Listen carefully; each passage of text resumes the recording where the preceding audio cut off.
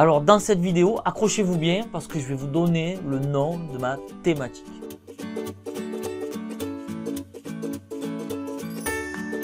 Salut, c'est Serge de Passion e-commerce. Aujourd'hui une vidéo sur ma thématique. Je vais vous donner le nom de ma thématique, mais j'en rigole parce que sur internet on voit beaucoup de youtubeurs, beaucoup de gens qui ne donnent pas leur thématique, qui disent qu'ils gagnent pas mal d'argent mais qui ne donnent pas leur thématique. Ou ceux qui donnent leur thématique, on dirait qu'ils donnent le Graal. Donc moi en fait, je vais vous donner ma thématique, mais je ne vais pas vous le donner directement sur YouTube. Vous le savez, si vous voulez connaître l'adresse de mes sites e-commerce pour connaître ma thématique, ben, il suffit de se rendre sur l'espace membre de mon blog passion-e-commerce et je vous donne le nom de mes sites. Alors ça fait depuis la création de cette chaîne, vous y avez accès. Mais j'ai voulu faire une vidéo sur ce thème précis et je vais vous expliquer pourquoi. Alors en fait, la semaine dernière je crois, j'ai eu un abonné qui me dit, ben justement, en fait dans mes vidéos je dis souvent rendez-vous sur mon blog pour connaître l'adresse de mon site. Et cet abonné me dit, mais tu n'as pas peur qu'on te vole l'idée de ta thématique, l'idée de ton site et que tu aies des concurrents derrière.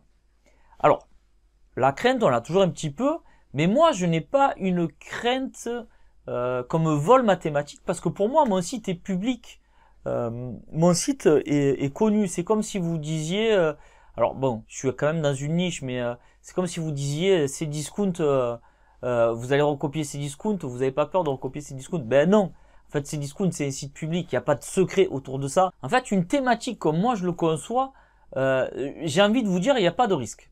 Parce qu'en fait il y a plein de thématiques, si vous regardez bien la thématique du bien-être, du sport, du maquillage, il y a plein d'idées en fait, il y en a plein. Donc moi le fait de donner l'adresse de mon site, ça me fait pas peur plus que ça. Les gens qui ont peur de donner leur idée de thématique, c'est quand les gens ont un produit. C'est-à-dire que quand ils font du dropshipping, voilà, ils ont le produit excellent, ils ont peur de le donner, de peur qu'on leur pique l'idée et qu'on vienne faire pareil qu'eux. Identique sur Amazon FBA, alors là c'est l'excellence, vous pouvez avoir le produit qui tue, mais si quelqu'un d'autre connaît votre produit, il peut faire la même chose. Et c'est vraiment le fond de la vidéo, il est fait sur ça en fait, c'est la crainte de la concurrence.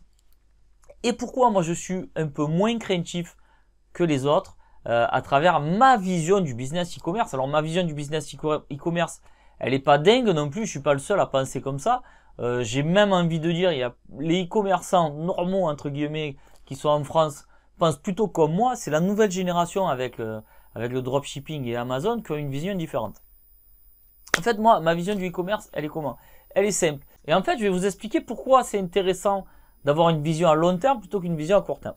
Quand on fait du dropshipping ou de l'Amazon, on fait du business éphémère, c'est-à-dire qu'on va surfer sur une tendance et dès qu'il y a trop de concurrents ou dès que l'objet n'est plus à la mode, ce qu'il faut faire c'est recommencer le job. Il va falloir recommencer à sourcer, il va falloir recommencer. Alors certains sont très forts là-dedans et si vous vous sentez concerné, si pour vous le sourcing c'est un truc qui vous plaît, que vous aimez tout le temps aller chercher le produit, la nouveauté, etc. Ben, lancez-vous dans ce style de business. Maintenant, si vous préférez choisir une thématique et chaque jour améliorer votre site dans cette thématique pour devenir un site excellent dans cette thématique. C'est-à-dire que vous allez faire du sourcing aussi, mais vous allez faire du sourcing beaucoup plus fermé. C'est-à-dire que vous allez chercher des produits de votre thématique et vous allez essayer d'élargir encore plus le catalogue. Vous allez essayer d'améliorer vos produits. Comment vous vendez vos produits? Comment on pourrait améliorer la vente de ces produits? Comment on pourrait mieux parler de ces produits? Etc. etc. Ça, c'est le business comme moi je l'entends. Et pour moi, ce business-là est beaucoup plus sécure. Moi, ça fait à peu près 10 ans, je crois que je suis à 9 ans, que je travaille dans la même thématique. Chaque année, il y a de nouveaux entrants, il y a de nouveaux sortants. Chaque année, il y a de nouveaux fournisseurs. On les teste. En fait, ça bouge en permanence. Ce que je veux vous dire, c'est que c'est pas parce que vous allez choisir une thématique et que vous allez la garder et que vous allez vous améliorer dedans que vous allez vous emmerder, loin de là. Mais tout le travail que vous faites, vous le gardez, vous le pérennisez, etc. Je vais essayer de faire un distinguo avec une grosse marque. Alors, je vais pas parler d'Apple parce que c'est trop caricatural, mais admettons, on va prendre la marque Bose. Alors, c'est une très bonne marque, elle est encore plus nichée sur des enceintes. Mais Si on regarde la marque Bose, elle n'a pas essayé de révolutionner le monde en faisant des frigos à la Samsung, etc. Non, Bose, elle s'est concentrée sur ce qu'elle savait faire, sur la technologie qu'ils ont eu.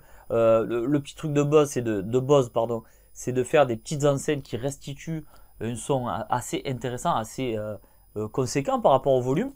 Et ils se sont spécialisés là-dedans. Toute la vie de la marque a été autour de ce même sujet. Et ils ont grossi petit à petit. La qualité des enceintes Bose n'est plus approuvée. On sait très bien que c'est de la bonne qualité. Alors je sais qu'il y a des puristes qui aiment pas, mais on s'en fout. Là, ce que je vais vous expliquer, c'est que voilà, ils ont choisi une thématique, ils ont performé, ils ont amélioré leurs produits jusqu'à en arriver où ils en sont aujourd'hui. Et c'est un petit peu la vision que j'ai moi du e-commerce, de prendre une thématique, de l'améliorer, de devenir meilleur chaque année au fur et à mesure et de grossir, plutôt que de prendre un produit, faire ça, hop, stagner, chuter, vite, il faut que je trouve un autre produit, hop, celui-là il est bon, celui-là il est pas bon, on est en permanence en train de tester des choses et on s'éloigne de notre métier de base qui est quand même d'apporter de la valeur. Qu'est-ce que vous apportez comme valeur en choisissant le bon produit, en le vendant, en cherchant un autre, etc. Vous apportez pas de valeur. Alors que moi, dans ma thématique, j'apporte de la valeur parce que j'essaie toujours de trouver le bon produit, mais dans ma thématique à moi, le bon service dans ma thématique. Un site performant qui s'améliore au fil du temps. C'est pareil. On parle de produit, mais on parle de site. Voilà, c'est pareil. Demain, je vais vous prendre l'exemple d'un dropshipper qui va créer un site. Il va créer un site autour d'un tire-bouchon. Alors, c'est le tire-bouchon.com. Donc voilà, il va en vendre 10 000 et après, quand ce tire-bouchon sera plus à la mode, il faudra qu'il jette le site, qu'il recommence. Alors que si vous avez une thématique, une vraie, ben, votre site évolue en même temps que votre société, etc. Il y a tout qui grossit en même temps. En fait, moi, je trouve que du bon à rester dans une thématique pendant des années et à améliorer votre site et à améliorer vos produits autour de cette même thématique. Voilà, donc vous comprenez pourquoi je n'ai pas une crainte énorme à donner le nom de mes sites. Parce que voilà, je sais le travail que j'ai fourni depuis 10 ans et avant de venir détrôner mon site, c'est pas de la vantardise. Hein. Je suis pas en train de dire c'est impossible, je suis indétrônable. Loin de là, il y a plein de sociétés qui arrivent en tant que challenger et qui passent devant les gros. Mais ce que je veux vous dire, c'est que je suis un peu plus serein que si j'avais le produit kitsch. Bon, enfin, bon, vous avez compris, je vais pas m'éterniser sur le sujet. Alors avant de partir, je voulais vous dire deux choses. La formation du pot-au-feu de la conversion est toujours en promotion. Alors si vous n'avez pas vu la vidéo, je vous invite à cliquer sur le lien en dessous. Le pot-au-feu de la conversion, c'est vous avez un site qui a du trafic, mais derrière vous ne générez pas de vente. Vous vous demandez pourquoi. Et en fait, c'est parce que vous n'utilisez pas les standards du e-commerce français. Et dans cette formation, je vous aide à améliorer votre site pour qu'il convertisse. Au lieu d'avoir une vente au bout de 1000 visiteurs, le concept, c'est de faire une vente au moins au bout de 100 visiteurs, ce qui est quand même la norme à peu près en France. Quand, normalement, on a 100 visiteurs, on fait une vente. Voilà. Donc ça, c'est la formation. Elle est en promotion jusqu'au 15 mars. Je vous invite à cliquer dessus pour voir les détails de celle-ci. Autre point, si jamais vous recherchez une thématique, justement une thématique rentable, j'ai fait une autre formation qui s'appelle la moulinette à idées. Donc en fait, le concept, c'est de vous aider à trouver une thématique et derrière de regarder si elle est rentable pour que vous puissiez faire ce que je fais moi actuellement avec mon propre site e-commerce, c'est-à-dire est-ce que cette thématique est rentable? Oui. Est-ce que je peux en vivre pendant des années? Certainement que oui. Donc voilà, je vous donne des petits outils pour que vous puissiez faire votre propre étude de marché. Et ça aussi, c'est en lien en dessous dans la description. Sur ce, je vais vous souhaiter de bonnes ventes. Je vous dis à bientôt. Bye bye.